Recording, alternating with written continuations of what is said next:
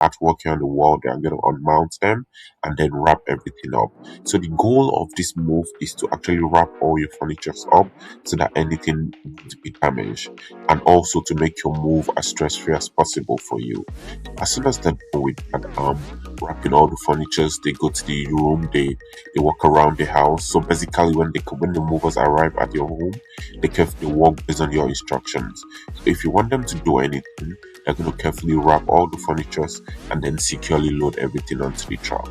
So once they reach your new location, will unload all your items with care. So, and they're going to place all your furnitures and boxes exactly where you want them to be, ensuring a stress-free moving experience.